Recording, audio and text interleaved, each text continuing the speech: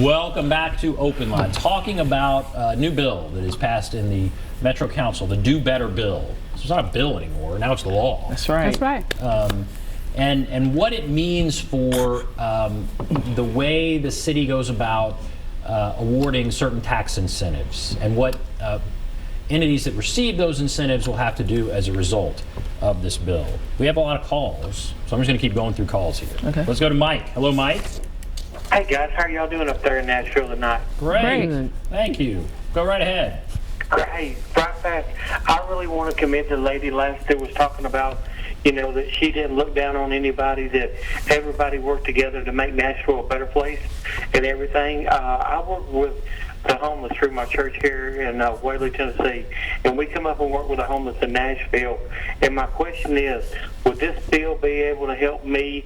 I want to start, God's called me to start buildings for the homeless all over the world. I know you got the rescue mission and everything like that, but I want to be able to help them get God and get them jobs and education and let them get back on their feet and everything and house them at this place.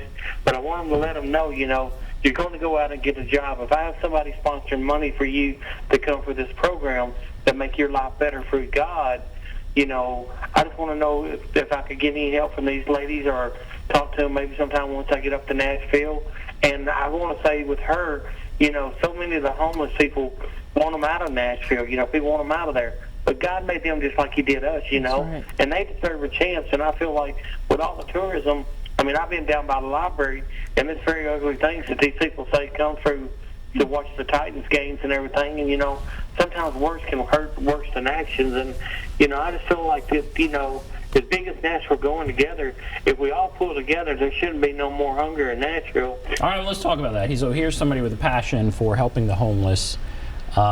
He's wondering, I guess, what this bill would do, and what you all think about that. I know you're passionate about it as well. What do you think about what he's saying there? Well, I want to tee it up for Vonda. I do know this is that when he was talking about the homeless, of course, where I'm at, I see a lot of homeless people, and we get into conversations, and it's funny how many have said that last job they had was they were working construction on something, and then things stopped for them.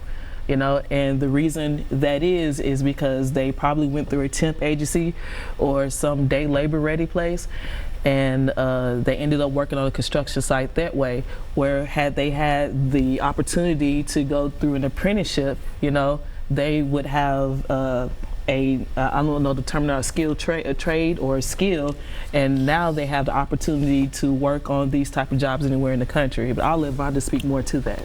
So what we hope is that the opportunities that are created through this Do Better bill, through having more people that are in the pipeline with registered apprenticeship programs, will make a difference in their lives. After 4 years of building trade unions train more people than anybody else in the country other than the military, and they provide access to a better start. So I look forward to working with folks like him to create job opportunities for folks that right now are locked out of the job market or only have temporary opportunities that don't provide them a living wage. Well, let's go to Terry. Hello, Terry. Yes. Go right ahead. Okay. My comment is that we shouldn't give away tax dollars to developers that don't at least pay a living wage. Okay, I feel like we shouldn't give our tax dollars away to developers if they don't at least pay a living wage. And that's between $15 and $18 an hour, and benefits. We talk about Nashville being a service industry. Service jobs are necessary.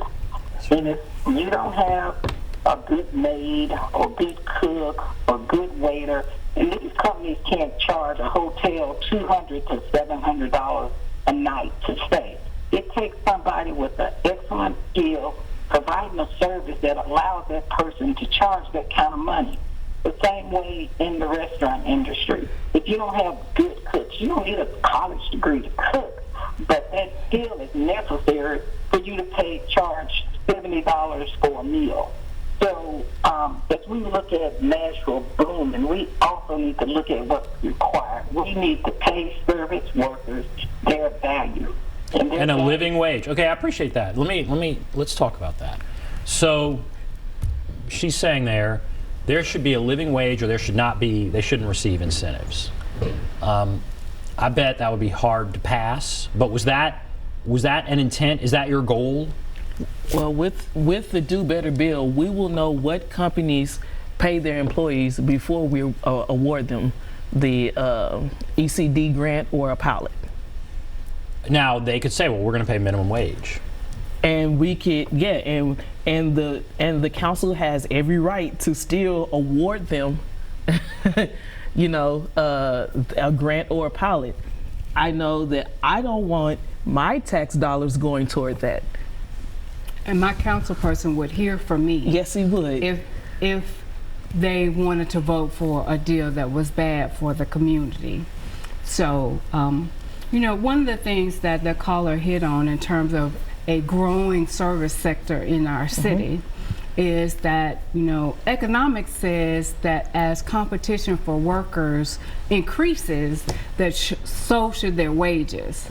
And so we're not saying that, all entry-level jobs go away immediately, but I read a survey that said it costs $70,000 average to live in Nashville.